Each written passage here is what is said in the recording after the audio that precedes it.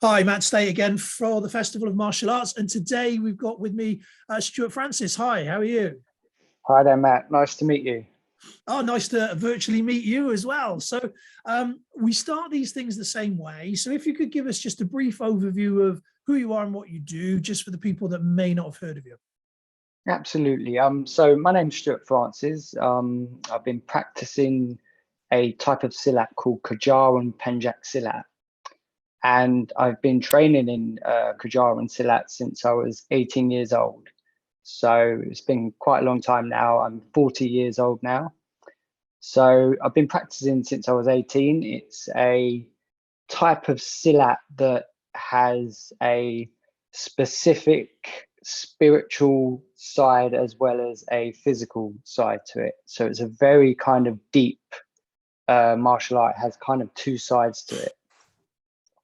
Okay, right. So you said that it's different from other sorts of silat. So for people that don't really know that much about that kind of thing, so it's worth, I think, explaining that just a little bit more. So as an example, so I mean, where is silat from? What does it, what does it do? What's it about? So Penjak Silat is from obviously Indonesia. There's many different types of Penjak Silat. Some will be determined via environmental factors. Some will be determined by traditional factors such as generational of passing down martial arts. So the type of silat that I've been studying is called Kajaran Penjak Silat. Now, Kajaran is a spiritual kind of practice, not a religion, but a spiritual practice from Java. And basically, the spiritual practice actually influences the martial art as well. So we work via a number system of 0 to 10. Now, these numbers influence your silat. So let's take, for example, 0. Okay, so 0 we call Semba. Okay, so Semba is the emptiness and the total acceptance of who you are. Okay, so it's letting go of the ego. Okay, so that's the more kind of, you would call it esoteric side of it, right? Then you'd have the more physical side. So from Semba, we learn how to use our basic slips and slides, but also how to use basic striking of maybe in 4, 6, 8, 10. So you're striking a continuous flow of motion. So you see how these numbers kind of correspond to not only the kind of spiritual and the sort of meditative side, but also the physical side of your martial arts. And we have numbers from 0 to 10. And that pretty much covers the whole syllabus of the Kajaran Silat. Okay, no, that's really sort of fascinating. So how did you, as a sort of English person, fall into silat then? Because it's not that well known, really, is it? It's not. It's getting better, for sure, because of obviously movies and stuff like that. It is getting much better, and obviously the weapon side. But it's quite an interesting story how I found it, and it's quite unconventional. I was basically walking, I think it was along a street. I was only about 18 years old, and I saw a flyer that was in a bin, and it was just sticking out of the bin. So I actually took the flyer and I looked at it and I was like, oh, this looks pretty cool. So I followed the address like the next day, and it took me to a school in Hendon in London, UK. And the school was called East West Studios. And it was like the only silat school that was like pretty much in London. So I took the class the next day, and from there I was absolutely hooked. It was probably the most best experience of my life training at that school. It's absolutely amazing. There was martial artists too. I got to train with Gordon McAdam, who was a Thai teacher at the time. There was a guy called Tony Felix. There was so many different top martial artists that would walk through the door. And I got the privilege and honor to train with these guys with the silat. My teacher, he was Pendeka Stephen Benitez, who I regard and still regard to be one of the best kind of silat exponents out there. His silat is very relatable to this day and age of how the generations have been going, kind of thing. Because obviously traditional arts are getting lost day by day. I mean, I live in London. It's very hard to find traditional martial arts. You might find a few, but it's toned down over the years completely. So how do you keep those traditional arts relevant? I mean, this isn't just a problem for Indonesian arts, is it? It applies right across the board. Everywhere. Yeah, of course. I think it goes down to the teacher. I think it's how you kind of transmit and relate and try to engage people into the training. I mean, the great thing about Kajal and Silat is it has meditative side to it. It has a therapy side to it. It has a yoga side to it. It has a conditioning side to it. And everything is composed out of postures. So you might see a particular yoga posture in Kajal and Silat, but it also translates into the self-defense side of it as well. So it's very relatable to this day and age because, you know, yoga is a great form of meditative and physical practice.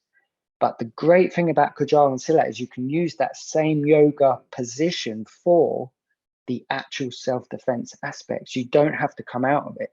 And that is the great thing about Kajal and Silat. It has about 144 postures, and out of all those postures, you can use for yoga, self-defense, or conditioning. So it's very relatable to this day and age where yoga is quite a practice physical aspect, especially in the city. Yeah, I mean, people don't tend to make the leap in regards to yoga having a martial application. No, absolutely not. So, but if we go back in time, you'll see that martial arts, from where it started, actually came from yoga and kind of dance aspect. So you can see from going back further how it's kind of evolved. Yeah, because I've seen a few of your video clips, and it's, you know, the physicality, the movement is fantastic to look at and watch. And how does that sort of translate as you sort of age and get older and things? Because to be fair, I looked at some of your stuff and I'm like, nah. We get that a lot. I just recently come back from a seminar from Northern Ireland, actually, and we had a few guys that kind of have a few little ouchies and, you know, from work-related injuries, etc. You know, there was one guy that was over in his 50s, and, you know, they had a go at it, and they actually came to me after and said, look, I might have not been able to get into the fullness of it, but I actually feel a physical transformation effect of it. My hips feel a little bit open, my neck feels a little bit more open. And this is the part that is obviously scary for people, is when they go down to the ground to train. It's a very scary thing because going down to the ground requires holding potentially your own body weight, you know, and from a proprioception point of view, you know, you'll see people kind of shaking like that. So it's a very, you know, leap of faith to take to get to the ground. But I promise you, once you get there with the right coaching and instruction, you can have a physical transformation effect where your joints feel a little bit more open, the energy is flowing a lot more through your body, which obviously opens a little bit more of that brain fog, gets rid of it, you know. It's a great way of training. But yeah, I completely agree with you where it can be very frightening.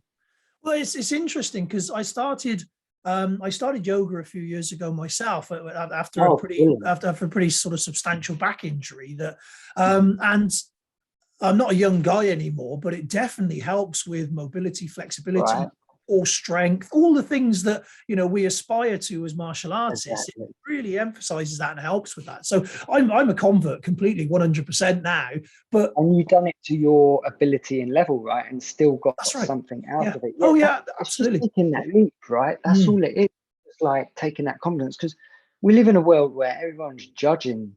You know, everyone's looking, everyone's judging, everyone has a comment. And, you know, this makes people frightened to try something, you know. So I think even in this day and age, it's very difficult. But if you can kind of push through that and try it, you know, it has great health benefits. Oh, totally. Yeah. And I mean, that's really the ethos of the festival itself. So that brings us nicely towards that, is that the idea of the festival is to bring together, you know, groups of people that all do slightly different variants, but we've all got that same love of the martial arts, and Exactly. we get to try different flavors, different ideas, see what works for us, see what doesn't, take some stuff back. So hopefully that this melting pot effect is going to create that. And I think really, it's great. It's amazing. It's, we really do need more things like this in the UK. You have a lot of these kind of festivals in Europe, but the UK definitely needs more. Definitely. yeah, I agree. Again, it's that coming together of passions, isn't it? And yeah, so, exactly. so with regards to that, I mean, I'm personally, I'm looking forward to seeing what you guys are doing. And so, have you got an idea of what you'll be looking to showcase there? Yeah, absolutely. We're going to cover something called bukul, which is striking. So we're going to learn to strike in 4s, 6s, 8s, 12s, and even up to 16, but in a continuous flow of motion without pulling back. So we're going to go through some basic striking patterns, and then maybe some takedowns and some finishes as well. So we're going to cover both upright and ground as well. Yeah, fantastic. So is that because striking, again, a lot of people, they make the assumption that the only form of striking is like boxing style striking, and sometimes it's interesting to see the different ways of doing it. And so is yours based on essentially weapon movements but with empty hand, or? Yeah, I mean, obviously the weapons sharpen up your striking, but essentially, you have to break down your striking from close range, mid range, long range. You're not going to use a kind of long range striking when you're, say, on a tube. A lot of Kajar and Silat is based on your 24-hour cycle. Okay, when are you your most vulnerable in your 24-hour cycle? That's potentially where you're going to have to use some form of self-defense. And that's where this differs from sport striking and potentially Kajaran striking. So if I'm in a tight area, I might use my head or a little upper elbow here. This is called Garuda's wing. Okay, so that's the difference between that kind of long range and mid range striking. So we have both close, mid, and long, and it's just that the weapons will sharpen up your striking. But a really interesting part of Kunjara and Silat is we have something like a continuous flow of motion, what we call it. And that is that there's no pauses and no stops, because in that stop, that's when you're going to get that counter coming in. So maybe other arts have it, I'm not too sure, but we use a continuous flow of motion. But to get to that level, we train it in 4s, 6, 8, 12, and 16 in a continuous flow of motion. So that's how it would differ from, say, more punches. We have punches, absolutely, but would go more into mid-range. Yeah. But obviously with self-defense, when you're punching, you've obviously got that chance of breaking knuckles, etc. So, there's a very systematic way of how we strike, which I think is very unique to kind of what I've seen in the kind of martial arts world. Yeah, no, again, it's the angles are just sort of different and stuff, isn't it? And so it's again, it's something that's going to be great fun to try, and I am looking forward to having a go. Absolutely. I can't wait. Can't wait to meet you as well. It's going to be a great event. Oh, it certainly looks that way. We got lots of really good involved. Big names, yeah, absolutely. So in the meantime, then, between now and then, how can people reach out to you if they want to get in touch before the festival itself? Okay, so basically I have a website at Conditioning Fighting Warrior, so anyone can reach out there. I actually just come back from Northern Ireland, where I've just opened my first official CFW Silat school with one of my apprentice instructors, Andre. So that was a huge part of CFW Silat. So we have a very successful online course, which I actually started years before the pandemic. So it was something that was birthed kind of way before that. So yeah, Conditioning Fighting Warrior, anyone wants to kind of read up on my history or what Kajar and Silat is, there's some videos, some text, that'd be great. Fantastic. So I'll make sure to put that into the description for everyone to see. Thank you. And yeah, so thank you ever so much for coming on today, and thank you for agreeing to the festival. And we look forward to seeing you then. I can't wait to meet you.